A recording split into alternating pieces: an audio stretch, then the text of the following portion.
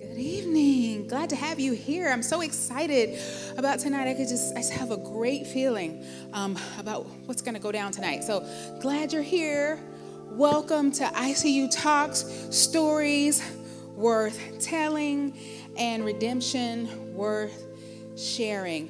All of our paths have been ordered to this point right here in this moment in time. You are here for a reason. There's a divine purpose. Things like this don't just happen. It takes a lot of volunteers and people and buildings and lights and cameras and stuff. It takes a lot to put this sort of thing together. What I deserved on that day, 29 years ago today, what I deserved was to die. Based on my behavior, I deserved to die. Thank God life isn't fair. God's grace was abound. I didn't know him, but he knew me.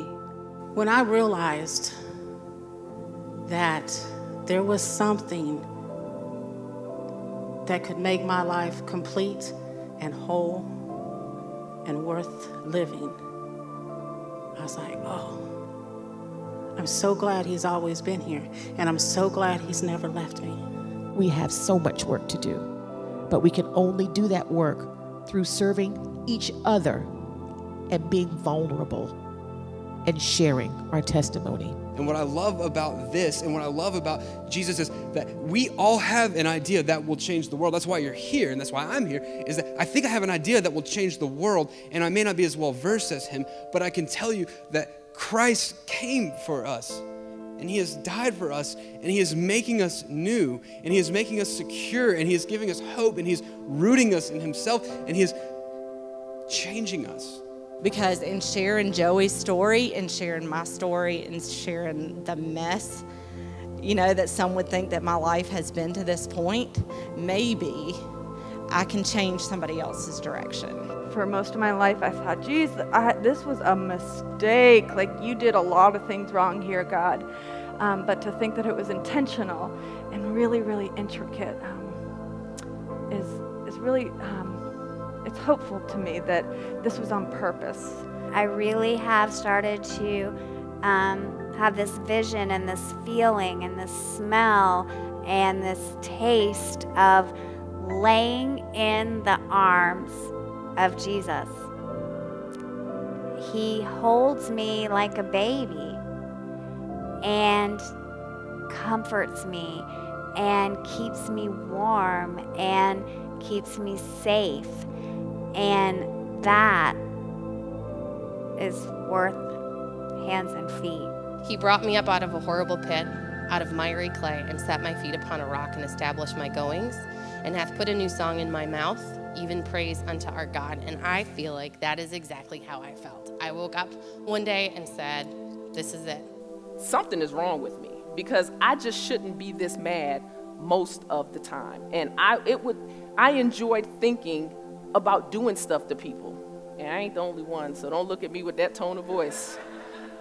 You know, I realized very quickly that no matter how toxic that people could be to me, that my faith in Christ gave me the ability to wash that toxicity away from me. I didn't have to carry that on. I didn't have to carry that trend. I didn't have to be to others what they had been unto me. Before I allowed myself to break, I couldn't embrace God's love for me.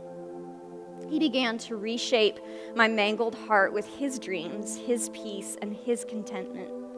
I began to realize that I am not broken. I am not forgotten. I am not less loved, but that I am created beautifully. Once I realized that Mark was not my enemy and Satan was, I was able to look at him with fresh eyes.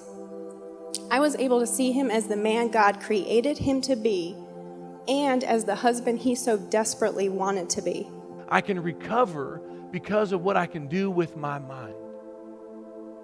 And God-like thinking in my mind, I think, is the most critical piece of that. If you don't know anything else when you leave here tonight, just know that he loves each one of you, and he died for each one of you. And when he looks at us, he sees us complete.